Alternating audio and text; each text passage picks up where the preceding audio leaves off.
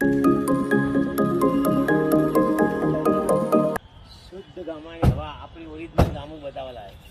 હે એકદમ ઓરિજિનલ આપણી ખેતીવાડી બતાવવા લાવ્યો તને. હે સરસ ચાલો સરસ બતાવું, ચલો મસ્ત જોઈએ જગ્યાએ તારે બતાવું. જો આ ખેતર આપણું આ છેક પેલો આંબો દેખાય ને ઓ એટલા સુધી આપણી જમીન હતી. હે હતી કેમ હતી એટલે અત્યારે નહીં આપડી હવે અત્યારે બકા તું જીદ કરતી હતી કે મારે ગામે રહેવું નહીં, સિટીમાં રહેવું છે, હાય એટલે હાય પછી વેચ્યું એક ખેતર ફ્લેટ લેવા માટે.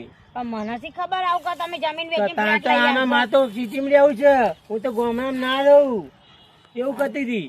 પણ મને એવી શી ખબર કે તમે વેચીને લેવાના એટલે મેં તો કીધું તું કઈ કે મારે તો ગાડી જુઓ, મને તો બસમાં નહીં ભાવતું, મારા બાપના ઘેર હું તો ગાડીમાં ફરતી હતી, એ વેચ્યું બીજું.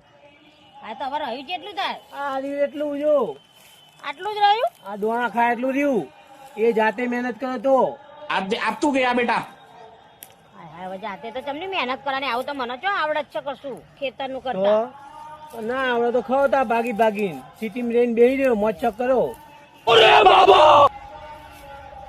જો આટલો હુકો પાછો રહ્યો ને, હા આટલું આપણે હ ખેતર હવે બરાબર, આટલું વધ્યું છે.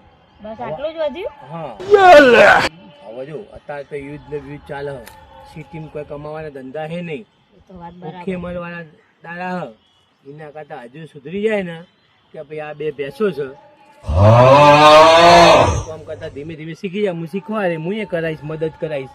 અરે આટલું લીલું વારી કરીને શાંતિથી બેહી રહી, હારું હવે કોઈની એ જ મગજ કરીએ. મારી નહીં. કશો વાંધો નહીં હવે આપણે જમીન વેચવી નહીં આ બે ભેંસો નું કરે અને તમે ખેતી નું કરજો, વવરાવજો કે જાતે વાવો જે આવડે એ કરજો હમ. અને આપણે આટલેથી હવે આપણો જાગ્યા ત્યાંથી સવાર બરાબર બસ